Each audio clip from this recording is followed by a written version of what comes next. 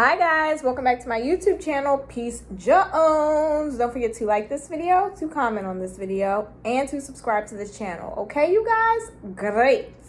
If you're new here, welcome. As you can see, I am a female solo traveler, so of course I update you guys on all of my trips, pack with me, tips, and of course the full-blown travel vlogs from each of my trips. And I also cover the topic healing. I love to grow. I love to learn. I love to become a better me. So we talk about real, in-depth healing here, okay? So we can all grow and become better people.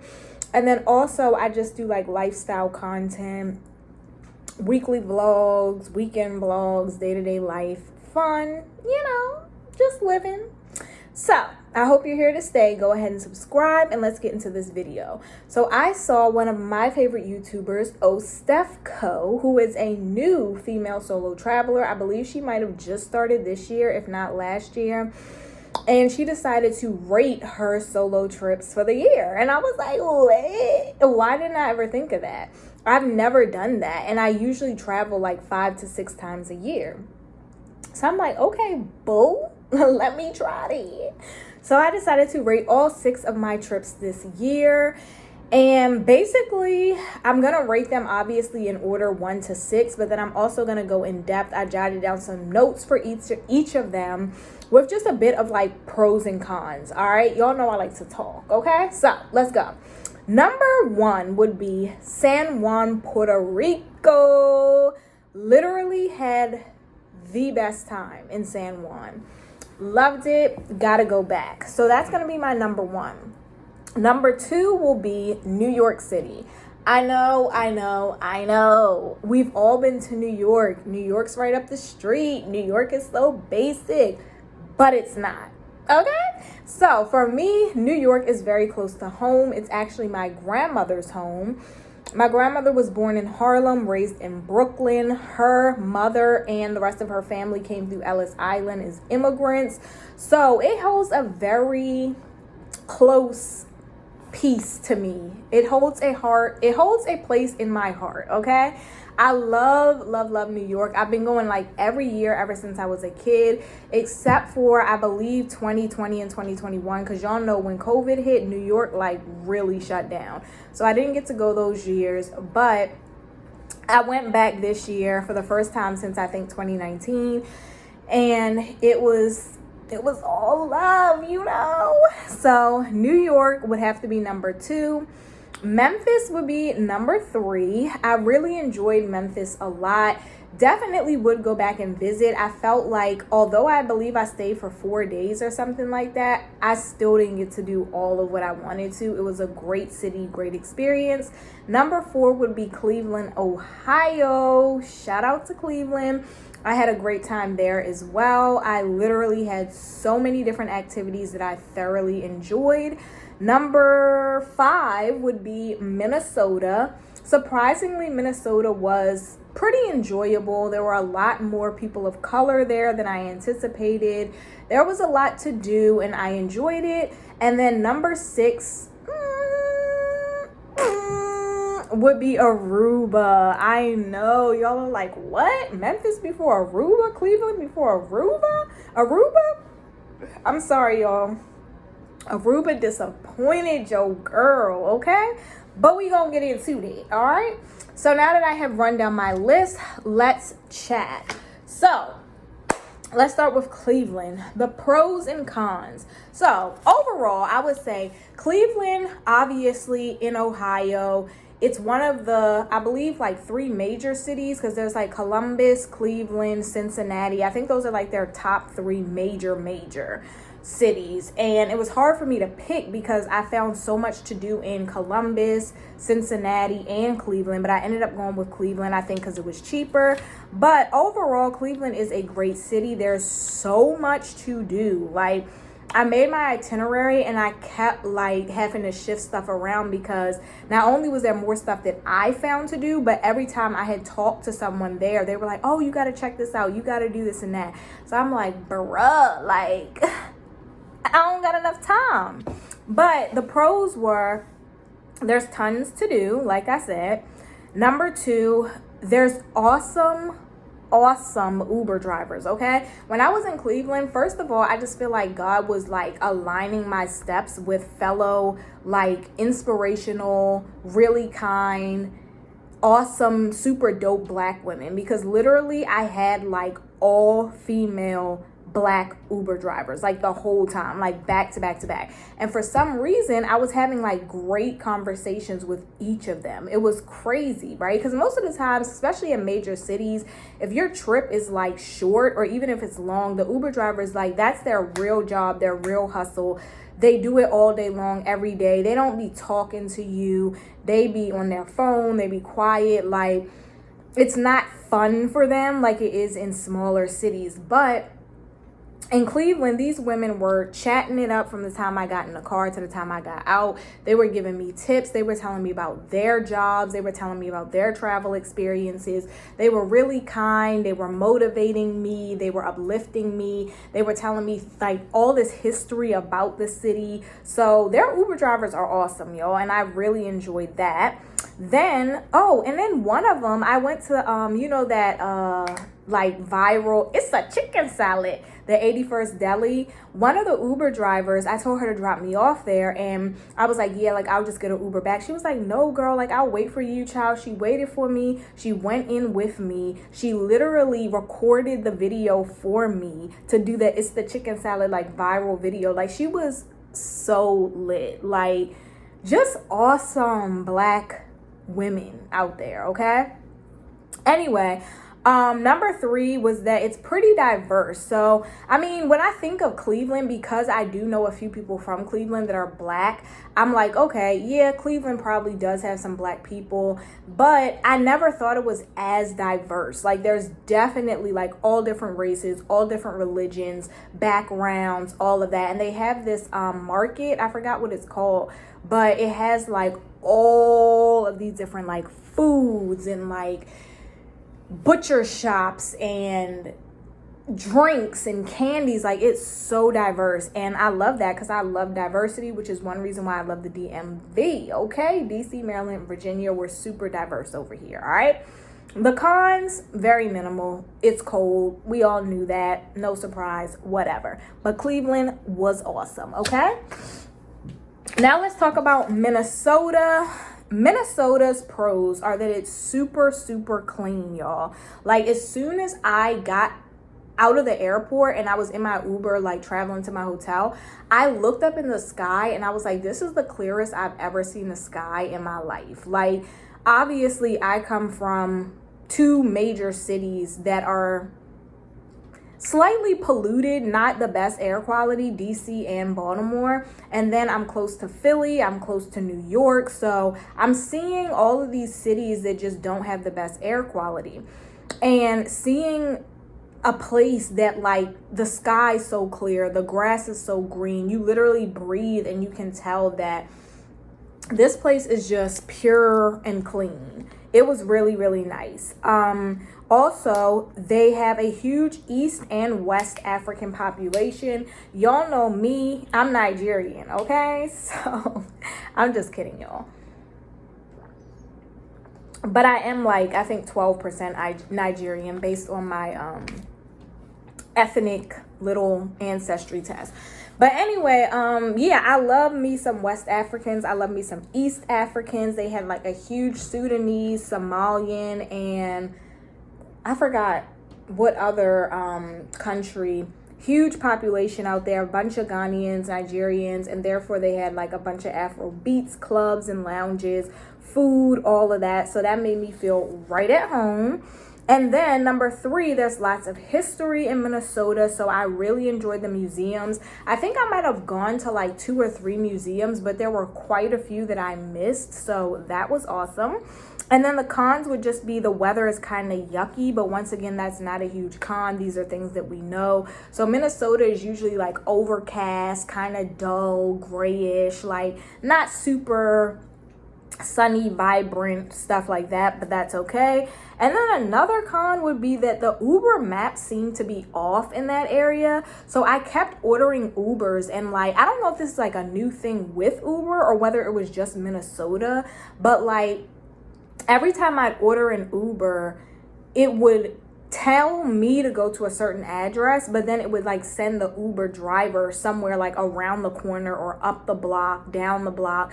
So the drivers kept like canceling or like basically making it seem like it was my fault for not finding them, and then somehow Uber was like charging me. Like usually when the Uber driver cancels, they get charged, but it was charging me because they were saying it was like my issue, like they were there, but then they weren't telling me they were there. And then it was like once I looked at where they were at, it was like literally like 3 blocks away or like around the corner on another street. Like it was just really, really weird, and that kept happening. So it got to the point that like halfway through my trip, when I realized that, I was like having to call them or message them and be like, hey, I'm in front of the US Bank. Hey, I'm literally in front of this restaurant. That way, wherever they were sending them, they would know like, no, she's right here type of thing. So that was pretty annoying and kind of weird, but it's not necessarily Minnesota's fault, I guess. I guess it was just how the Uber was operating out there. All right, so let's get into Memphis. Let's do Memphis next. So Memphis, oh, we got New York City. All right, let's do Memphis. Okay, so Memphis, the pros would be the food, baby girl. So good, y'all. They don't lie when they say Memphis has bomb barbecue. The South has bomb soul food. Like they put their foot in it. So the food was definitely a pro. I also felt like everything was like in close proximity. Either that or there would be like doubles, like chain restaurants or restaurants in general, establishments. There'd be like more than one of them. So for example, I would say like up here where I'm from, we have a lot of Wawas, right? So it's like, okay, if you're, I don't know, in a 10-mile radius, you can probably find like 3 or 4 Wawas. So you don't have to go to the one that's like 20 minutes away. You can go to the one that's 3 minutes away type of thing. It was like that in Memphis as well. And I really like that because when you're Ubering around, if you guys don't know, when I Uber, well, I solo travel, and when I Uber, that's like my only means of transportation. And so I like for it to be, you know, as inexpensive as possible, because that's how I'm getting around. Like from the time I wake up until the time I come back to my hotel room, that's how I get around. So if the trips are like $30 each one way, that adds up, right? So I love it when I'm in an area where, you know, everything is between 5 to 7 minutes away, 7 to 15 minutes away. Once we start getting into that like consistent 30, 45 minutes, it just gets really expensive. So I really liked that. And then also the people were phenomenal. Like obviously y'all know Southern hospitality, but I've been places where, you know, it is down south, and I wouldn't say the people are necessarily like hospitable or really kind. But in Memphis, like everyone was kind, even the younger people. I think I told you guys in my Memphis vlog, like I met these 2 younger girls. They might have been younger than me, and they were literally like addressing me as ma'am and stuff like that. And then like my Uber drivers that were like my age were like super kind and courteous. All of the men were really kind and courteous. So yeah, really nice people. You know, the older women calling you baby and sweetheart, just super nice. There was so much to do, y'all. Once again, another city where I felt like I needed an extra day because I be jam-packing my itineraries. If you guys didn't know, I have a business where I create customized domestic itineraries. Go check me out on TikTok and Instagram. Book with me today. I create amazing itineraries. However, I jam-pack my itineraries, and it's usually like I'm doing like 5 to 6 activities in a day. So I'm like, okay, after I'm there for 3 or 4 days, like I feel like I did a lot. But in Memphis, man, I felt like I still hadn't covered a lot. So much to do. There's a ton of history. Like Memphis is like Black History Central. Like Atlanta is as well. There's a lot in Maryland, but Memphis really, like, they brought the African American history. And I really enjoyed like the Lorraine Hotel and some other things that I ran into out there. So yeah, tons of history. Y'all know I love history. That was my favorite subject in high school. I also love to learn. I love education, knowledge, all of that. So I really enjoyed that. And then the cons, I would just say, is obviously safety. I don't know how much research you guys do on like crime, but I was a criminal justice major, and I really do my research on crime and crime stats and stuff like that. And prior to traveling to Memphis, I did, realize it's like number 2 or something for the most dangerous cities in the United States. They have a huge crime issue, like most huge cities do. And so, that's obviously something that you want to consider when traveling, especially if you don't have as much like, awareness, street smarts, whatever it may be. So that's definitely, something that you will want to consider. Thank God I didn't experience anything like that. But, I'm sure there are tourists that do, unfortunately.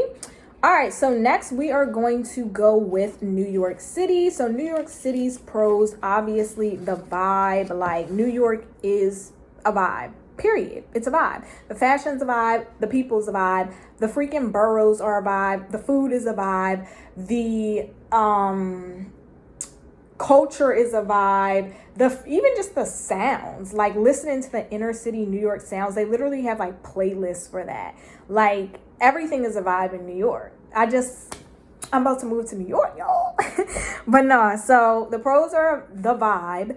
The pros are the people. I love people from New York City. Like, I feel like my grandmother influenced me a lot with that New York City vibe, because people from up north, and especially New York City, they're like very fast paced, very on top of things, type A personality, get it done, boom, boom, boom, boom, boom. Especially those immigrants from New York City, which that's the family that she came from. So they really be like on it, right? So I love the people. I feel like some people get offended. Some people say they're rude, but I love the people of New York City. And I actually met this super nice guy on the street. I was trying to get from Manhattan to Times Square to Harlem. Harlem is in Manhattan, but I was trying to get from Times Square specifically to Harlem, and I was trying to go to get a chopped cheese, and I was trying to figure out exactly which train to take. So my boy literally was just chilling, talking to somebody on the sidewalk. He was like an older guy, an uncle. And he literally just was like, follow me.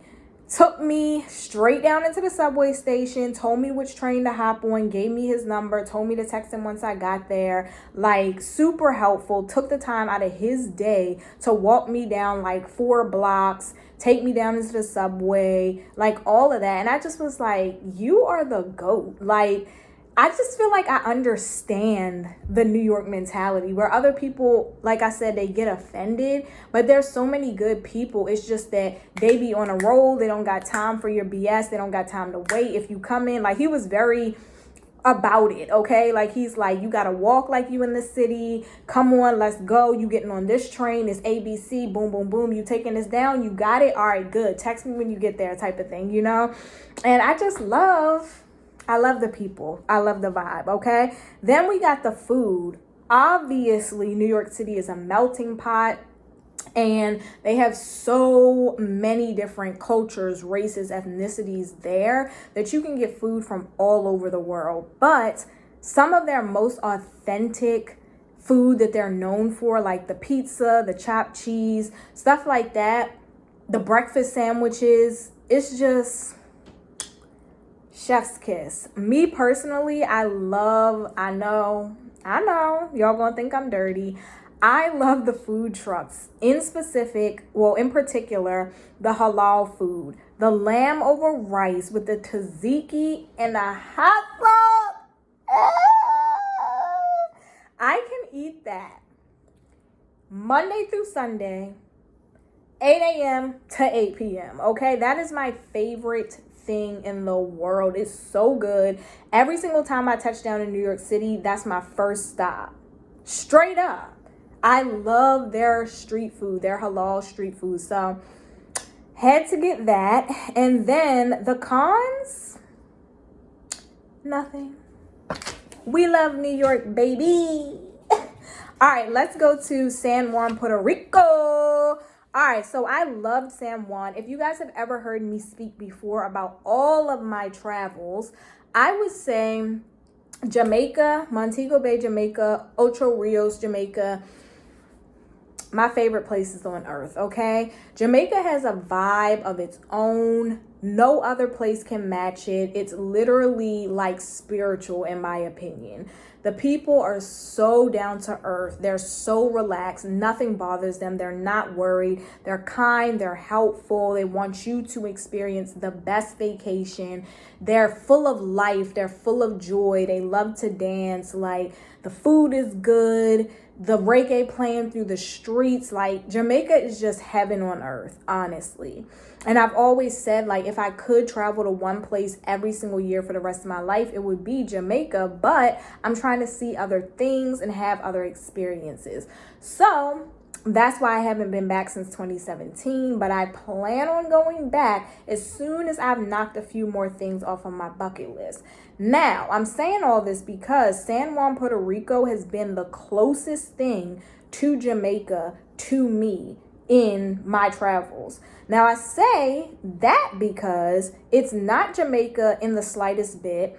It's not even similar, like, if we're talking cuisine and people and the way it looks, whatever. But the vibe, that calmness, that peace, the people that are kind and helpful, walking through the streets and just feeling safe, walking through the streets and hearing the music blaring. I just love that, like, really, like, peaceful countryside, beautiful beach, just relaxation. There's very few places in the world that are just that peaceful. And I feel like San Juan, Puerto Rico was close to it.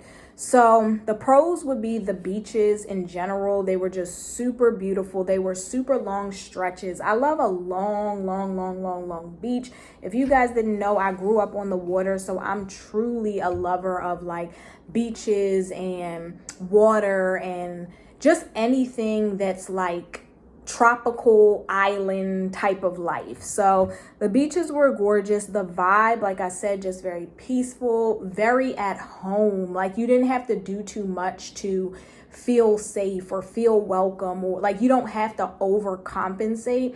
I feel like there's places I've been and it's like, okay, well, let's go find this, let's do this, let's insert ourselves here. But Puerto Rico, San Juan, you just be. So the vibe, the culture, although Puerto Rico is a part of the United States, it still very much so has its own culture, obviously Latin influence. So you got the great food, the great culture, the people that stick to their culture, awesome. The people were really kind, helpful, and friendly, very, very polite. The prices, y'all. Let's talk about affordability. San Juan, Puerto Rico is definitely a trip that you can take if you're on a budget, if you're trying to save, but you still want to go somewhere, if you still want that tropical experience, but you can't afford to travel outside of the US or you don't have a passport, very affordable. The safety, awesome. Y'all know I love a safe place. Y'all know that I love not having to worry.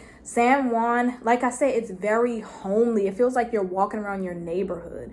So it's very safe. And there's simple fun. I was telling my friend, I was like, you don't have to overthink San Juan. Like, you can literally just go to the beach, buy a coconut, have your book, and have the best day ever. You can literally wake up, go into town, walk around, eat a popsicle, have the best day ever.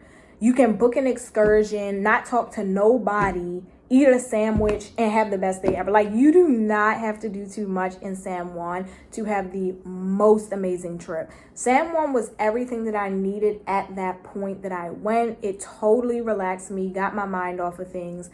It was just amazing. The only cons I would say, and this isn't a huge con, and this may just be my opinion. Maybe I didn't go to the right spots.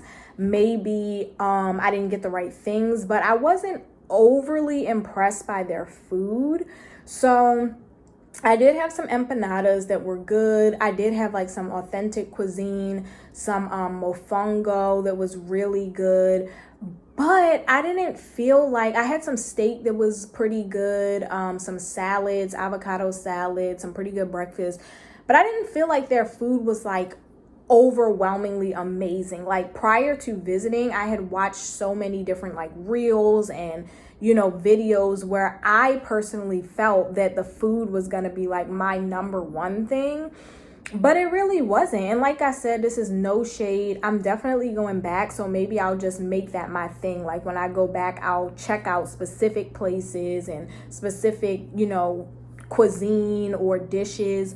But I didn't feel like the food was like all that I had anticipated. All right, now let's get to darn Aruba, because I know y'all are going to say, how did that make it to your least bottom of the barrel favorites out of all 6 of the places you traveled to this year? So, Aruba, baby. Let's talk about the pros.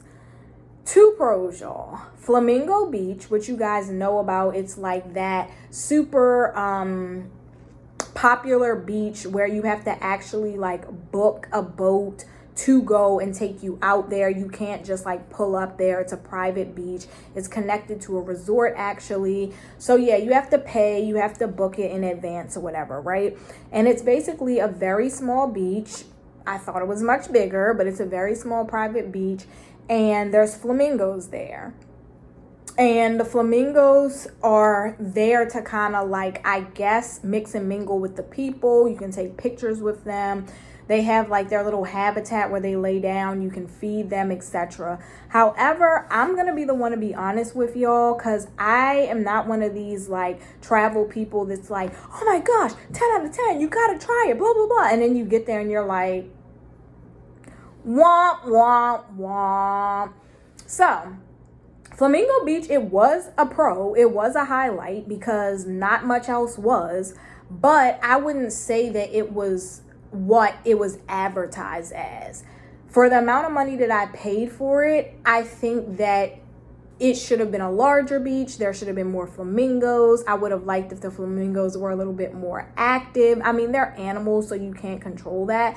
But the way that it's advertised, it's not exactly how it is in real life, right? But that was a pro. They were beautiful. I did enjoy my time at the beach. I had the best jerk fish ever in my life. I met this amazing couple.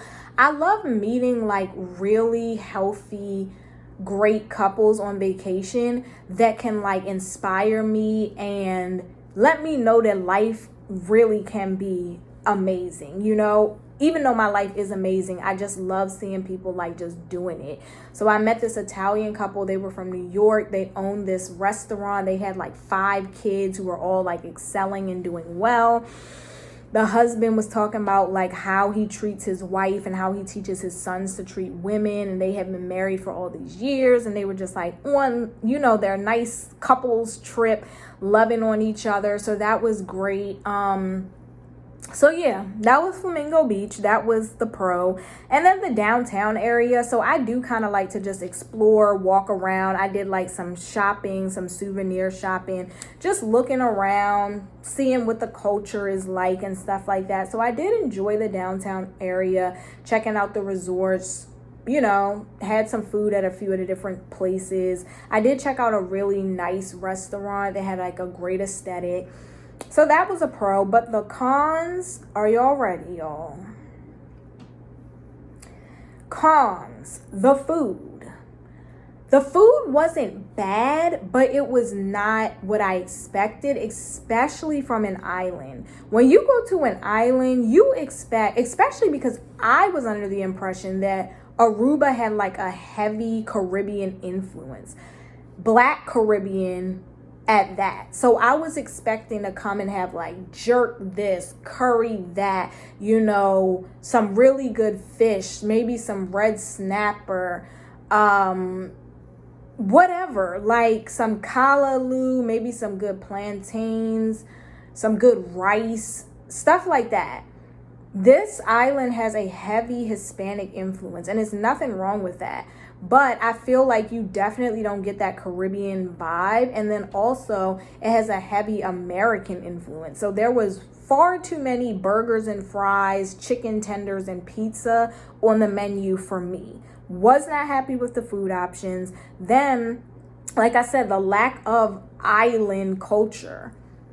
I was thinking I was going to see my brothers and sisters in the Caribbean, okay?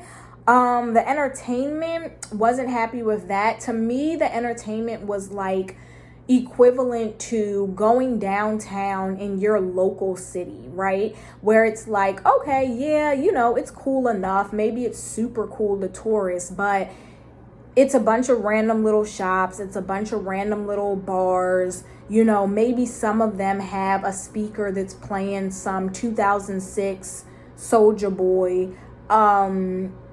But that's about it, you know, like it's a very small strip of bars and restaurants. There's really no like real club experience, no real lounge experience, no real entertainment. It's kind of like just the little like rinky dink here, there. See a few people dancing to salsa in a random cul-de-sac. Like it's not like, it wasn't giving like island fun, island vibe, island turn up. Then the prices, way too expensive, especially for, in my opinion, what you were getting, right? So let's say if you're going to like Turks and Caicos, yeah, you expect to spend a little bit more, but it's also more like luxury. Or if you're going to like the Bahamas, you're spending a little bit more, but it's more beauty. If you're going to the Virgin Islands, you might spend a pretty penny, but it's a ton of culture and things like that. But for Aruba, not really offering much and then wanting you to pay so much for every little thing, every drink, every food, every experience, I just didn't think that that really made sense. Also, the people, I didn't find them to be like very interactive. They weren't rude at all, but they weren't like super interactive. They weren't super kind. They didn't really reach out to like check on you and see how you were. And then even in my hotel, the people were just kind of like shove you off, not go the extra mile type of thing. Because I remember asking a few times about like, you know, certain things around or like taxis or whatever, and they just kind of were like, I don't know, or they say, oh well, so and so's not in yet, or so and so will have to answer that. It was just like they weren't trying their best to like really help you. And then when I was out and about, you know, I would ask other questions or I would ask for certain things, and you like, the service just wasn't like, oh, you're a tourist, I care about you. It was just like, oh, okay, here's your pizza. Oh, can I have a napkin? Like, oh, they're over there. You know what I mean? Like, just, I don't know. And then last but not least, the beauty. So when I had seen things about Aruba prior, Aruba was never really a place that I had to go to. Like, it wasn't on my bucket list, but I ended up going. And I just feel like there was a reason for that because, once I got there, I was very underwhelmed. And I will say, like, what I had seen prior for Aruba, it looked very beautiful. It looked like the water was just pristine and like super blue, and like I said, Flamingo Island, and just so gorgeous. But once I got there, it wasn't as beautiful as I had anticipated. It was a little bit more run down in certain areas than I had anticipated. The water was certainly not as pristine and blue as I had anticipated, which is fine. Like, it wasn't like it was ugly or anything. It's still a beautiful island. It's just when you have a certain image in your head about like, oh, the waters are going to be like this, the beaches are going to be like this, the vibe is going to be like this. Aruba is definitely one of those TikTok catfishes or YouTube catfishes where people size it, they hype it up, and you get there and it's not quite the same. Now, I'll say all this to say that this is just my opinion. There may be someone watching this that's like, yo, Aruba's my favorite place on earth. It has the prettiest beaches ever. The food is amazing. The people are so kind.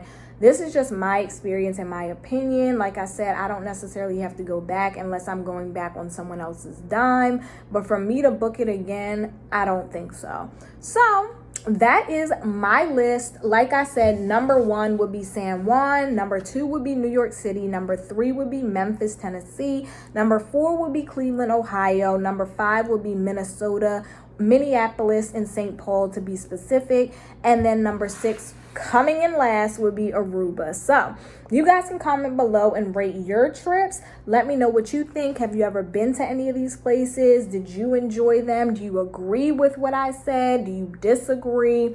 Let me know. I just thought this was a really cute idea and I enjoyed this video. See you guys next time.